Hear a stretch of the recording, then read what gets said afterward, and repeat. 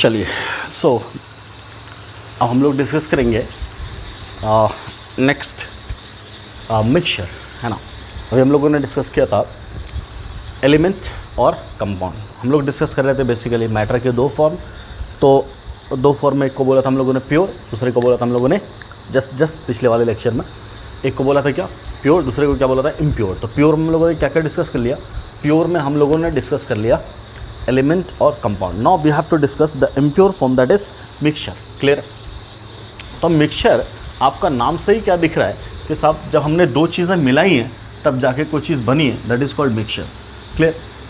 Compound में भी आपने कुछ बोला था क्या कि जब दो चीज़ें मिलाते हैं तो एक नई चीज़ बनती है, बट वहाँ मिलाने के लिए एक रूल था। क्या रूल था? कि साहब जब भी आप दो एलिमेंट को मिलाएंगे एक फ़िक्स रेशो में मिलाएंगे। अगर फिक्स रेशो में मिलाएंगे तभी उसे हम लोग कंपाउंड बोलेंगे। एक कांस्टेंट रेशियो होगा तभी उसे हम लोग कंपाउंड बोलेंगे। समझना बात को समझना कि आपने हाइड्रोजन और ऑक्सीजन यही मिलाया, एक बार बना पानी। यही हाइड्रोजन और ऑक्सीजन के मिलने से बन गया H2O2। क्लियर? दोनों बार मिला किसको रहे? हाइड्रोजन और ऑक्सीजन को। एक बार क्या मिल रहा है? पानी। दूसरे बार क्या मिल रहा है? हाइड्रोजन पर ऑक्साइड। क्यों सर? बिकॉज तरीके बदल गए, तरीका मिलने का बदल गया। आप क्या बोलोगे? यहाँ पर जो रेशियो है वो हाइड्रोजन का एक मॉलिक्यूल मिला है किसके साथ? ऑक्सीजन के आधे मॉलिक्यूल के साथ, तब ना बैलेंस हुआ। इसका मतलब हाइड्रोजन टू ऑक्सीजन का जो मास रेशियो यहाँ है वो क्या बोलेंगे? 2:2। एक है तो एटॉमिक मास 16, मतलब इट इज़ 1:8। कि जब यही हाइड्रोजन और ऑक्सीजन 1:8 रेशियो में जुड़ा, कंबाइन किया, तब जो बना उसे हम लोगों ने नाम दिया पानी। यहाँ हाइड्रोजन टू ऑक्सीजन की बात करेंगे तो हाइड्रोजन के लिए 2 यूनिट का मास, ऑक्सीजन के लिए 32 unit. So overall we have 1:16। यही हाइड्रोजन और ऑक्सीजन जब 1:16 रेशियो में कंबाइन कर रहा है तब क्या बन रहा है? तब बन रहा है हाइड्रोजन पर ऑक्साइड। क्या कहने का मतलब है? मिलने वाली चीज़ें सेम है, कंबाइन करने वाली चीज़ें सेम है, रूल बदल गया, कंपाउंड बदल गया। क्लियर है? प्रोडक्ट बदल गया। तो क्या बोल रहे हैं? अगर आपको पानी चाहिए तो हमेशा हाइड्रोजन और ऑक्सीजन का रेशियो, मास रेशियो 1:8 ही होना चाहिए। इसी रूल को बोलते हैं, इसी लॉ को बोलते हैं लॉ ऑफ कांस्टेंट प्रोपोर्शन। तो कंपाउंड के लिए क्या बात लाजिम है, क्या बात कंडीशनल है? Every compound must follow the law of constant proportion. Clear है? क्या बोलता है लॉ ऑफ कांस्टेंट प्रोपोर्शन? कि किसी भी कंपाउंड में, किसी एक पर्टिकुलर कंपाउंड में एलिमेंट्स हमेशा एक फिक्स रेशियो बाय मास में पाए जाएंगे। क्लियर है? समझ मारी बात? तो ये बात थी कंपाउंड की जो हम लोगों ने पिछले लेक्चर में डिस्कस किया। बट मिक्सचर में क्या बात हो रही है? ऐसे किसी रूल को फॉलो करने की कोई ज़रूरत नहीं है। आप रैंडमली कुछ भी मिला दो, that will be called a mixture. आपने सीधा पानी लिया, उसमें नमक घोल दिया, दैट इज़ ए मिक्सचर। आपने चीनी लिया, उसमें और नींबू मिला दिया, उसमें पानी मिला दिया, that is a mixture. Clear है? तो मिक्सचर के लिए किसी भी रूल को फॉलो करने की ज़रूरत नहीं, कोई रिएक्शन होने की ज़रूरत नहीं है। सिंपली दो चीज़ें आपने मिला दी, that will be a mixture. So what is a mixture? Simply it is aggregation of 2 or more simple substances to form a new substance। Clear है? मिक्सचर क्या है? जब 2 या 2 से ज़्यादा चीज़ों को मिलाते हैं तो जो नई चीज़ बन रही है उसे हम लोग क्या नाम देते हैं? उसे हम लोग नाम देते हैं मिक्सचर। क्लियर है? मिक्सचर कभी भी किसी रूल को फॉलो नहीं कर रहा है। कोई ज़रूरी नहीं है कि आप दो चीज़ों को एक फिक्स रेशियो में ही मिलाइए। आप 1 किलो चीनी मिला दो, आधा किलो पानी मिला दो, आधा किलो चीनी मिला दो, 2 लीटर पानी मिला दो। क्लियर है? बनना क्या है? मिक्सचर ही है। क्लियर है? बन क्या रहा है? मिक्सचर ही बन रहा है। कोई रूल नहीं है कि इतने पर्टिकुलर अमाउंट में दूसरी चीज़ का अमाउंट फिक्स हो, ऐसा कोई ज़रूरी नहीं है। मतलब लॉ ऑफ कांस्टेंट रेशियो को फॉलो नहीं करता है। कौन फॉलो नहीं करता है? मिक्सचर। समझ मारी बात? अब हम क्या बोल रहे हैं कि मिक्सचर, इसको अगर आप देखोगे तो ये फर्दर दो टाइप का होता है। मिक्सचर कितने टाइप का होता है? दो टाइप का होता है। ये भी पढ़ा होगा हमने 9th क्लास में। क्या? मान लो मैं सिंपल सी बात कर रहा हूँ, ये एक चाइना डिश है, इसमें सैंड के पार्टिकल्स हैं। क्या आपके पास? सैंड के पार्टिकल्स, ठीक। इसमें आपने कोई दूसरा, मान लो इसी में दूसरा कुछ पार्टिकल, मान लो आयरन के फॉइल्स रख दिए, दोनों को मिला दिया, तो ये दोनों क्या कहलाएगा? ये जो सैंपल है वो क्या कहलाएगा? बोलेंगे मिक्सचर है। क्या है? मिक्सचर है। अब क्या करो, यहाँ पे एक मैग्नेट लाओ, जैसे मैग्नेट लाओगे ये सेपरेट हो जाएगा पूरा का पूरा, ये सर ना, दोनों फिर से अलग हो जाएगा। तो क्या मतलब है? मिक्सचर को आप फर्दर सेपरेट कर सकते हो बहुत आसानी से। अब एक बात समझना, मान लो कि आपके पास वाटर है, क्या है? पानी है, पानी H2O। आपने इसमें शुगर डाल दिया, ठीक है सर। जैसे ही शुगर डालेंगे तो क्या होगा? के साथ पानी तो है ही, और शुगर यहाँ बैठ गया, शुगर यहाँ बैठ गया। अब जो यहाँ शुगर बैठ गया तो अब आप क्या कहोगे? आप कहोगे sir again this is mixture. यहाँ जो शुगर बैठ गया इससे आप लोग फिर क्या बोलेंगे? बोलेंगे सर फिर से मिक्सचर है।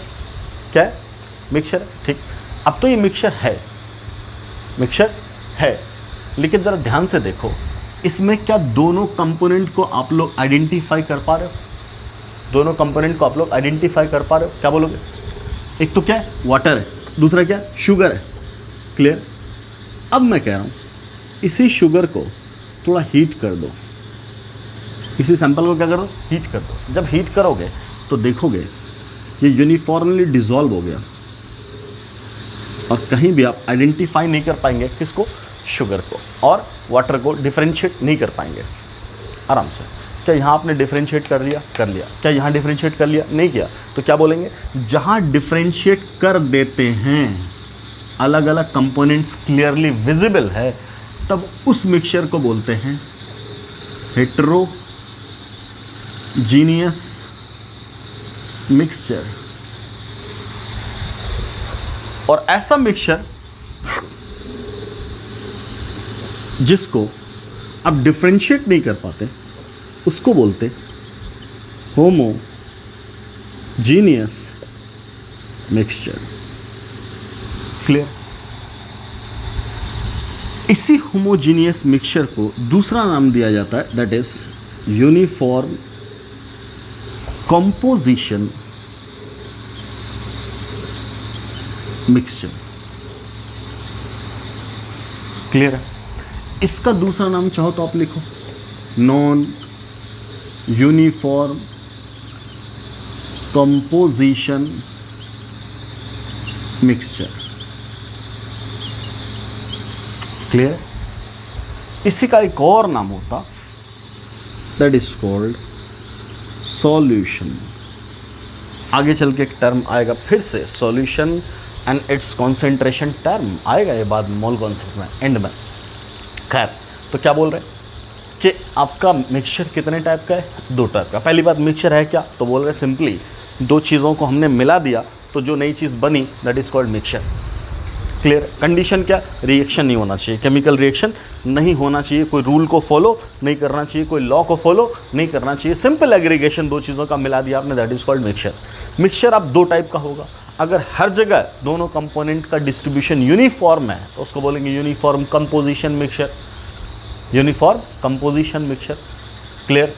अगर हर जगह डिस्ट्रीब्यूशन ऑफ पार्टिकल्स एक जैसे नहीं है तब उसको बोलेंगे non uniform composition mixture. Clear? Non uniform वाले को बोला हेट्रोजीनियस, यूनिफॉर्म वाले को बोला homogeneous, and homogeneous mixture is called solution. और ये सॉल्यूशन ही आपका 12th क्लास का चैप्टर नंबर 2 है। क्लियर? खैर, तो मिक्सचर समझ में आ रहा है आपको एलिमेंट हमने डिस्कस किया, कंपाउंड हमने डिस्कस किया, मिक्सचर हमने डिस्कस किया। मिक्सचर की बात करें, for example what is mixture, तो क्या बोला जा रहा है? क्या बोला जा रहा है? Sugar plus water solution. क्या बोलेंगे इसको? मिक्सचर है। Sea water, it is a mixture. है ना, क्लियर। ऐसे मिक्सचर ऑफ गैसेस, है ना, एयर, सिर्फ एयर बोल दो, एयर क्या है, मिक्सचर। क्यों? क्योंकि हवा में बहुत सी अलग अलग गैसेस है, क्लियर, समझ में आ रही बात। तो खैर, तो ये बेसिक बातें थी। तो ये सब हम लोगों ने डिस्कस किया मैटर के फॉर्म। मैटर में क्या बोला हम लोगों ने, मैटर में बोला एलिमेंट, मैटर में बोला कंपाउंड, मैटर में बोला मिक्सचर। ये सब हम लोगों ने डिस्कस किया। अब आओ वापस कुछ और बिल्कुल फंडामेंटल चीज़ें, लाइक कुछ फंडामेंटल पॉइंट्स हम लोग डिस्कस करेंगे। जैसे जो आप लोगों ने 9th-10th में पढ़ा है, मैं उसको फिर से एक बार रिकॉल करता हूँ कि वो बिल्कुल फंडामेंटल पॉइंट्स आपके याद होने चाहिए। जैसे आपने पढ़ा होगा एक चीज़ एटम, दूसरा पढ़ा होगा आपने मॉलिक्यूल, तीसरा पढ़ा होगा आपने आयन, चौथा पढ़ा होगा आपने रेडिकल, ठीक, पांचवा पढ़ा आपने वैलेंसी, छठा पढ़ा आपने मॉलिक्यूलर फॉर्मूला। ये सब बिल्कुल बेसिक चीज़ें हैं। अब इन्हीं सब से रिलेटेड चीज़ें हैं, एक आपका एटॉमिक नंबर, दूसरा मास नंबर, तीसरा एटॉमिक मास, चौथा मॉलिक्यूलर मास। ये सब डिस्कस करेंगे। इसके बाद हम लोग आएंगे डायरेक्टली मोल कॉन्सेप्ट पर। बिल्कुल छोटी छोटी चीज़ें हैं, सब छोटे छोटे टर्म्स हैं जो आपको पहले से पता होंगे। मैं बस एक ओवरव्यू देता चला जाऊंगा, है ना।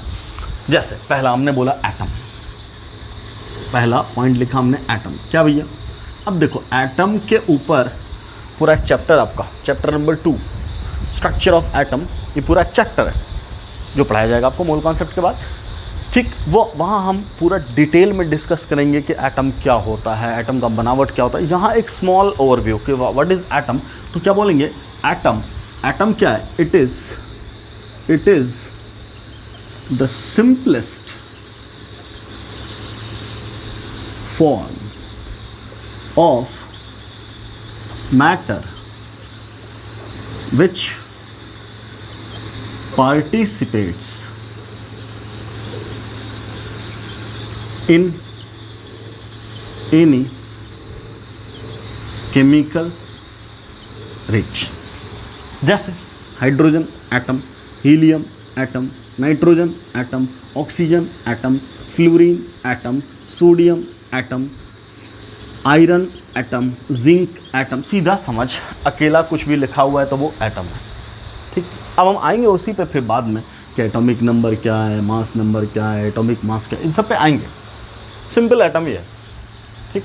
ओ लिखा हुआ ऑक्सीजन एटम है, एन लिखा हुआ नाइट्रोजन एटम है, एफ लिखा हुआ फ्लोरीन एटम, बी आर लिखा ब्रोमीन एटम, एस लिखा सल्फर एटम। बस इतना आपको पता होना चाहिए, पता होगा ना पहले से, क्लियर। तो वही चीज़ को मैं फिर से लिख रहा हूँ, ठीक।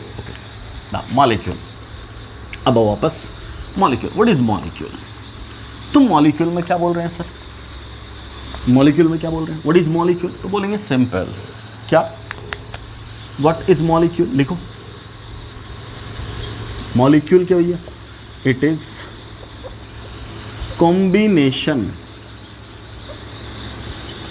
ऑफ 2 or more एटम्स, 2 या 2 से ज़्यादा एटम का कॉम्बिनेशन है ना, उसे क्या बोल रहे हैं, मॉलिक्यूल। जैसे H2, O2, N2, O3, CO2, H2SO4, C12, H22, O11, ये सब भैया मॉलिक्यूल है। आप कहीं भी देख लो अकेला एटम आपको नहीं दिखेगा। क्या बोल रहे हैं, जब 2 या 2 से ज़्यादा एटम्स जुड़े हों एक दूसरे के साथ और एक नया पार्टिकल, बड़ा पार्टिकल बन जाए, उस बड़े ही पार्टिकल को मॉलिक्यूल बोलते हैं, क्लियर। अब दूसरी बात, ये सब एग्जाम्पल लिखा मैंने। अब आओ यहीं से, ये जो मॉलिक्यूल टर्म है, ये मॉलिक्यूल फर्दर क्लासिफाई किया जाता।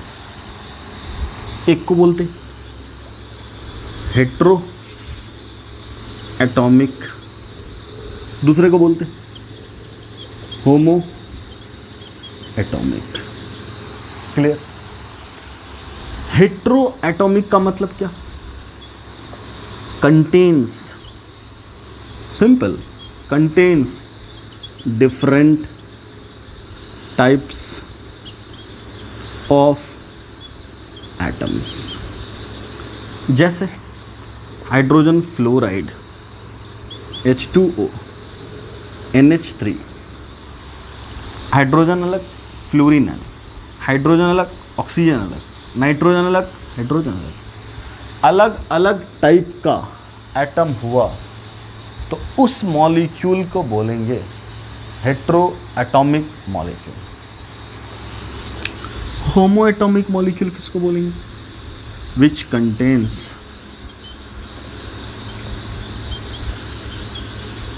Same type of atoms.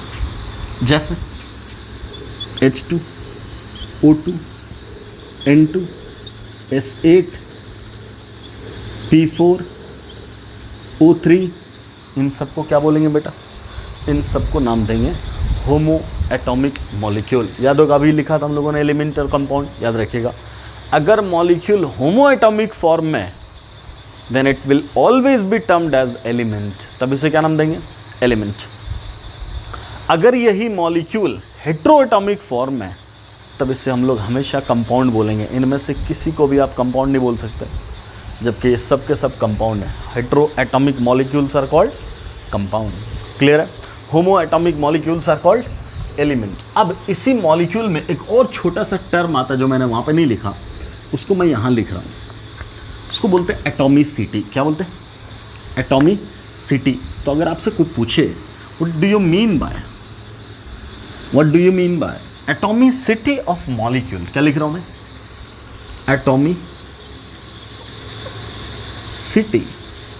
Of molecule.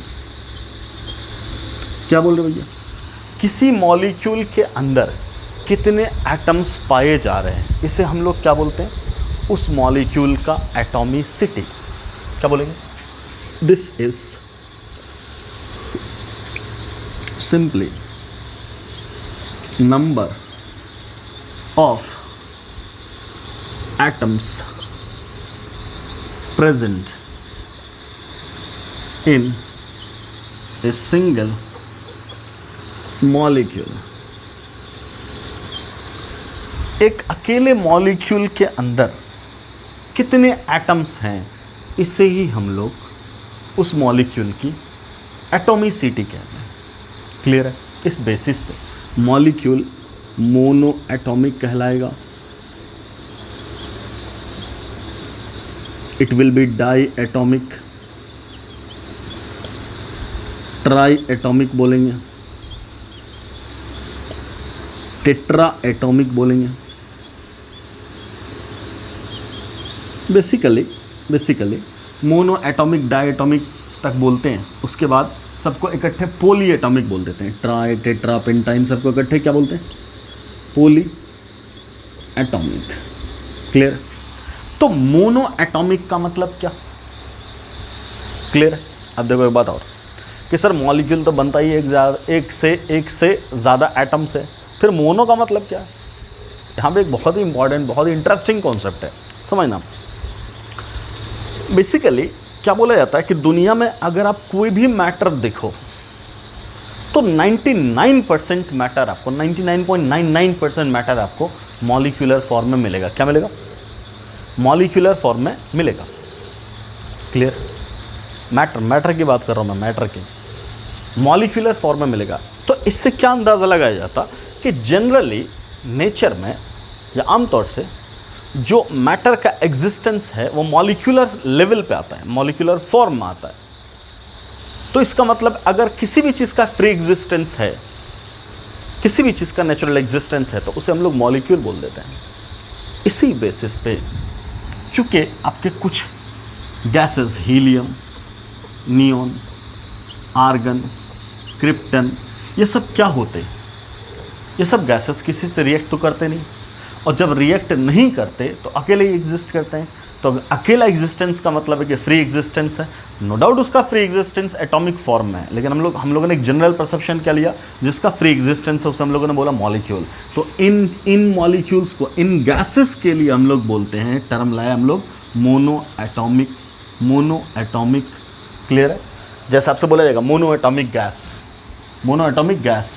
Clear है? तो क्या बोल रहे हैं, लाइक आपका फॉर एग्जाम्पल हीलियम, ये सब इनफैक्ट ये सब किस फॉर्म में आएगा, मोनो एटॉमिक के फॉर्म में। क्लियर? नो डाउट उसे मॉलिक्यूल बोल नहीं रहे हैं, ऑर्थोडॉक्स में मॉलिक्यूल नहीं बोल रहे, बट उसको कंसिडरेशन ले रहे हैं, चूंकि उसका फ्री एग्जिस्टेंस है इसलिए उसको बोला।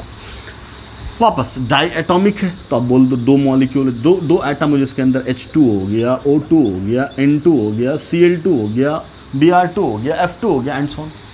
इसे क्या बोल रहे हैं, डाई एटॉमिक, दो, जिसकी एटॉमिसिटी दो, जिसमें एटम्स कितने हो, दो। मान लो ज़रूरी नहीं कि होमो एटॉमिक हो, मान लो HCl हो गया, HBr हो गया, CO हो गया, कार्बन मोनोऑक्साइड, इसे भी क्या बोलेंगे हम लोग, डाई एटॉमिक। ट्राई एटॉमिक की बात करें, O3 ले ले, H2O ले लो, H2S ले लो, क्लियर, CO2 ले लो एंड सो ऑन, ऐसे। तो क्या बोलेंगे इसको, ट्राई एटॉमिक। टेट्रा एटॉमिक की बात करेंगे तो 4 होना चाहिए। 4 का मतलब क्या बोलोगे तुम, NH3, H2O2, क्लियर है? उसी तरीके से क्या बोलोगे, और क्या बोलोगे, PH3 एंड सो ऑन, और भी बहुत सारे। तो ऐसे हम लोग क्या बोल रहे हैं कि ये सब मॉलिक्यूल को क्या नाम दे रहे हैं, कि अलग अलग कैटेगरी के मॉलिक्यूल है। किस बेसिस पे, कि उसमें एटम्स कितने हैं। तो अगर एक एटम हुआ, एक एटम का सब्सटेंस है, तो उसे हम लोग क्या बोल रहे हैं, मोनो एटॉमिक। क्या बोल रहे हैं उसको, मोनो एटॉमिक। उसकी एटॉमिसिटी कितनी है, 1। 2 एटम का मॉलिक्यूल है तो उसे क्या बोल रहे हैं, डाई एटॉमिक। 3 का हुआ तो क्या बोलेंगे, ट्राई एटॉमिक। 4 वाले को क्या बोलेंगे, टेट्रा एटॉमिक। 5 वाले को क्या बोलेंगे, पेंटा एटॉमिक। 6 वाले को क्या बोलेंगे, हेक्सा एटॉमिक। तो इन सबको इकट्ठे क्या बोल देंगे, मोनो, डाई, ट्राई के बाद क्या बोल देंगे, इन सबको इकट्ठे क्या बोल देंगे, पॉली एटॉमिक मॉलिक्यूल। तो मॉलिक्यूल से रिलेटेड हम लोगों ने 2 चीज़ पढ़ा, क्या कि एक तो मॉलिक्यूल एटॉमिसिटी की बेसिस पे अलग अलग टाइप का होता, दूसरा नेचर की बेसिस पे अलग अलग टाइप का होता, होमो एटॉमिक या हेटेरो एटॉमिक। वापस आओ, अगला है आपका आयन। अगला क्या आपका, आयन। ठीक है, आयन किसे बोलते बेटा, तो क्या बोल रहे हैं, charged species are called ion. Charged species का मतलब क्या इलेक्ट्रॉन को आयन बोलेंगे, नहीं, फिर तो बोलेंगे एटम या ग्रुप ऑफ एटम जिसके ऊपर एक चार्ज आ जाए, उसे क्या नाम दे रहे हैं हम लोग, आयन। क्या बोल रहे हैं, एटम और ग्रुप ऑफ एटम्स कैरिंग 1 और मोर यूनिट ऑफ चार्ज। या तो ये चार्ज पॉजिटिव हो या तो ये चार्ज नेगेटिव हो, आर कॉल्ड आयन। जैसे एक एटम सोडियम आयन है, इस पे 1 यूनिट का पॉजिटिव चार्ज है। Br एटम, इसके O 1 यूनिट का नेगेटिव चार्ज है, आयन है। OH group of atom, 1 unit का नेगेटिव चार्ज, आयन है। H3O plus group of atom, 1 unit का चार्ज, आयन है। NH4 plus group of atom, 1 unit का चार्ज, आयन है। CO3 minus group of atom है, 2 unit का charge, ion है and so on. Clear? तो ऐसा जो भी सिस्टम आपको दिख जाए उसे हम लोग क्या बोल रहे हैं, आयन। क्लियर। अब यहीं से आया आयन में रेडिकल है, तो क्या बोल रहे हैं बेटा, जहाँ मोनो एटॉमिक सिस्टम है उसको तो तुम सीधा सिर्फ आयन बोलोगे। क्या बोलोगे, सीधा सिर्फ आयन बोलोगे। ऐसे सिस्टम जहाँ पे पॉली एटॉमिक सिस्टम है, मतलब क्या, मॉलिक्यूलर सिस्टम है, मॉलिक्यूल है और उस पर कोई चार्ज आ गया तो उसे हम लोग क्या बोल रहे हैं, रेडिकल। क्या बोल रहे हैं, group of atoms carrying either positive और negative charges are called radical. क्या बोलेंगे, किसे बोलेंगे, radical. Group of atoms carrying either positive और negative charge are called radical. Clear है? जैसे CO3 माइनस रेडिकल है, अमोनियम आयन रेडिकल है, H3O प्लस रेडिकल है, OH माइनस रेडिकल है, क्लियर है? सल्फेट आयन रेडिकल है, फॉस्फेट आयन रेडिकल है, क्लियर? इन सब का हम लोग क्या नाम दे रहे हैं बेटा? रेडिकल। तो क्या बोल रहे हैं? ग्रुप ऑफ एटम्स के ऊपर जब चार्ज आता तब इसे हम लोग बोलते हैं रेडिकल। ये सब बिल्कुल छोटे छोटे टर्म है जो ऑलरेडी आपको पता होंगे। खैर, वापस आओ। अगला टर्म है आपका वैलेंसी। क्या है अगला टर्म? आपका क्या है? वैलेंसी। ठीक है, वैलेंसी किससे बोल रहे हैं? तो वैलेंसी हम लोग क्या बोलते हैं? वैलेंसी क्या बोलते हैं? It is simply combining capacity, combining capacity of any element. क्या बोल रहे हैं? किसी भी एलिमेंट की वैलेंसी का मतलब क्या? कि उस एलिमेंट की कंबाइनिंग कैपेसिटी क्या है, उसे हम लोग क्या बोलते हैं? वैलेंसी। ज़रूरी नहीं कि एक एलिमेंट की कंबाइनिंग कैपेसिटी फिक्स हो, अलग अलग कंडीशन में उसकी कंबाइनिंग कैपेसिटी बदल जाती है। मान लो आयरन है, आयरन की कैपेसिटी एक जगह 2 है और एक जगह 3 है ना? यहाँ वैलेंसी इसकी कितनी है? 2। यहाँ वैलेंसी इसकी कितनी है? 3। आमतौर से क्या होता? फिक्स वैलेंसी होता है ना, लेकिन ट्रांजिशन मेटल्स में क्या होता? वेरिएबल वैलेंसी होता। तो वैलेंसी का मतलब क्या है? कि कोई भी किसी भी, सिंपल मतलब क्या है? सिंपल, अभी तो बोला कंबाइनिंग कैपेसिटी, अब सिंपल मतलब क्या बोल रहे हैं? किसी भी पर्टिकुलर एलिमेंट का एक एटम कितने मोनो एटॉमिक, कितने मोनो वैलेंट सिस्टम के साथ जुड़ रहा है, मोनो वैलेंट सिस्टम के साथ जुड़ रहा है। मान लो जैसे क्लोरीन है आमतौर से क्लोरीन की वैलेंसी क्या होती? 1। अब बोलेंगे कितना क्लोरीन किसी पर्टिकुलर एटम के साथ जुड़ा है। मान लो जैसे हमने बोला HCl, ठीक, यही हम बोल रहे हैं BeCl2, यही हम बोल रहे हैं BCl3, यही हम बोल रहे हैं CCl4, यही हमने लिखा PCl5, ऐसा लिखा हमने, लिखा ना? अब देखो ध्यान से, हाइड्रोजन की वैलेंसी कितनी है? हमने पहले क्या बोला? हमने चुन लिया क्लोरीन, और क्लोरीन की वैलेंसी है 1 जनरली। तो क्या बोलेंगे? तो इसको बोला मोनोवैलेंट एटम। तो किसी पर्टिकुलर एलिमेंट के एक एटम के साथ कितना मोनोवैलेंट एटम ये ग्रुप जुड़ा हुआ है, तो ये मोनोवैलेंट है। कितना जुड़ा हुआ है? 2। तो इसकी वैलेंसी कितनी हो गई? 2। इसके साथ कितना जुड़ा हुआ है? कितना जुड़ा हुआ? 1। तो कितना वैलेंसी हो गया? 1। बोरॉन, इसके साथ कितना जुड़ा हुआ? 3। तो वैलेंसी बोरॉन का कितना हो गया? 3। कार्बन का 4, फॉस्फोरस का 5, आयरन के साथ अभी लिखा था FeCl2, तब क्या हो गया इसका? 2, और FeCl3 तब क्या हो गया इसका? 3। यही लिख दो। CuCl2 कितना वैलेंसी हो जाएगा? तो बोलेंगे 2। Cu2Cl2 तब क्या बोलेंगे? 2 के साथ 2, तो 1 के साथ कितना? 1। तो यहाँ क्या बोलेंगे? वैलेंसी 1, ऐसे, है ना? डिटेल आपने पढ़ा होगा वैलेंसी का कैसे निकालते हैं। तो जनरली आमतौर से कैसे निकालते हैं? वैलेंसी कहाँ से निकालते हैं? वैलेंसी कहाँ से निकालते हैं? वैलेंस इलेक्ट्रॉन से। कहाँ से निकालते हैं? किसी भी एलिमेंट का जनरली वैलेंसी कहाँ से? हालांकि 11th क्लास में आप वैलेंसी का बहुत ब्रॉड कॉन्सेप्ट पढ़ोगे, है ना? 9th में तो बहुत सिंपल बातें पढ़ करके आते हैं। तो जनरली वैलेंस इलेक्ट्रॉन से ही हम लोग क्या निकालते हैं? वैलेंसी, है ना? 10th क्लास तक।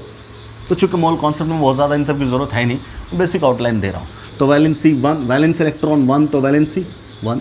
2 के लिए 2, 3 के लिए 3, 4 के लिए 4, 5 के लिए 3, 6 के लिए 2, 7 के लिए 1, 8 के लिए 0। ये जनरल है, ज़रूरी होगा ऐसा नहीं है। जैसे तो हम क्या बोलेंगे? सर यही 4 वाला आगे चल करके 4 भी शो करता, 2 भी शो करता। ये 5 वाला 5 भी शो करता, 3 भी शो करता। ये 6 वाला ये 2 भी शो करेगा, 4 भी शो करेगा, 6 भी शो करेगा। जो 7 लिखे हो ना, 7 में एक आध क्या है? वो 1 भी मिलेगा, 3 भी मिलेगा, 5 भी मिलेगा, 7 भी मिलेगा। ये जो 0 लिखे हो, ये 0 वाला आगे चल करके वैलेंसी भी शो करने लगता है, जैसे ज़ेनॉन। तो मैं क्या बोल रहा हूँ कि जो अभी 10th तक पढ़ा आपने, वहाँ तक तो ये बात है, लेकिन 11, 12 में आप सीखोगे, आएगा आपको नॉलेज, पूरे बॉन्डिंग इसी पे डिपेंड हो गया, है ना? कि साहब वैलेंसी अलग अलग भी होता है, कैसे होगा पढ़ेंगे हम लोग, कहाँ केमिकल बॉन्डिंग में डिटेल। बट बेसिकली तो अभी आपको इतना इन्फॉर्मेशन तो होगा जो आप 10th से पढ़ करके आए हो, क्लियर? इसी बेसिस पे हम लोग लिखते हैं मॉलिक्यूलर फार्मूला। क्या लिखते हैं? Molecular formula. अलग अलग सिस्टम को जोड़ करके एक मॉलिक्यूल बनाते हैं, और उस मॉलिक्यूल का मॉलिक्यूलर फार्मूला आपको लिखना आना चाहिए, है ना? सो अगर आपसे कोई पूछे व्हाट इज मॉलिक्यूलर फॉर्मूला, तो आप क्या बोलोगे? Molecular formula is simply representation of any particular molecule. क्या बोलेंगे? What is molecular formula? क्या बोलेंगे? It is simple representation of any molecule. जैसे HF एक मॉलिक्यूल है, हाइड्रोजन फ्लोराइड का मॉलिक्यूलर फॉर्मूला, HCl एक मॉलिक्यूल है ना, ये मॉलिक्यूलर फॉर्मूला है किसका? हाइड्रोजन क्लोराइड का. क्लियर? सल्फ्यूरिक एसिड H2SO4 ये मॉलिक्यूलर फॉर्मूला है किसका? हाइड्रोजन सल्फेट बोलो या सल्फ्यूरिक एसिड बोलो, है ना. कैसे लिखते हैं? कैटायन एनाइन को जोड़ करके, है ना. ये कैसे लिखते हैं हम लोग? वैलेंसी वाइज लिखते हैं, मतलब क्रिस क्रॉस सिस्टम. जैसे लिखते हैं H और क्या लिखते हैं? F. इसकी वैलेंसी 1, इसकी वैलेंसी 1, इसको लिख दिया यहाँ, इसको लिख दिया यहाँ, तो क्या बन गया? HF. ऐसे ही HCl. अब यहाँ हाइड्रोजन है और क्या है? SO4 2 माइनस है, इसकी वैलेंसी 1, इसकी वैलेंसी 2, इसको लिख दो यहाँ, इसको लिख दो यहाँ, देखो इसकी वैलेंसी लिख दिया आपने 2. क्लियर है? और 1 कहाँ लिख दिया? SO4 के सामने. तो ये आ गया फॉर्मूला. क्लियर है? तो ये सब चीज़ें आप लोग पढ़ के आए होंगे 10th क्लास तक. तो आज हम लोगों ने इतना डिस्कस कर लिया. अगले लेक्चर में we will start from atomic number. यहाँ से एक बार आप लोग पढ़ के रखिएगा. अगले लेक्चर में जब मुलाकात होगी आपसे तो atomic number, atomic mass, molecular mass, यहाँ से हम लोग नेक्स्ट लेक्चर में स्टार्ट करेंगे. तो आज का लेक्चर बहुत ही माइल्ड था, बहुत हल्का फुल्का था. पहला 2 लेक्चर, पिछला वाला भी और ये वाला लेक्चर भी, दोनों लेक्चर बिल्कुल हल्का फुल्का था. तो इसको एक बार आप लोग गो थ्रू कर जाइएगा और नेक्स्ट लेक्चर से इंशाल्लाह हम लोग फिर स्टार्ट करेंगे. हालांकि ये 9th का ही पोर्शन है, बट यहाँ से इस लेक्चर से फीलिंग आना शुरू हो जाएगा. क्लियर है? चलिए, तो नेक्स्ट लेक्चर में होती है मुलाकात. So thanks for watching the video. अस्सलाम वालेकुम.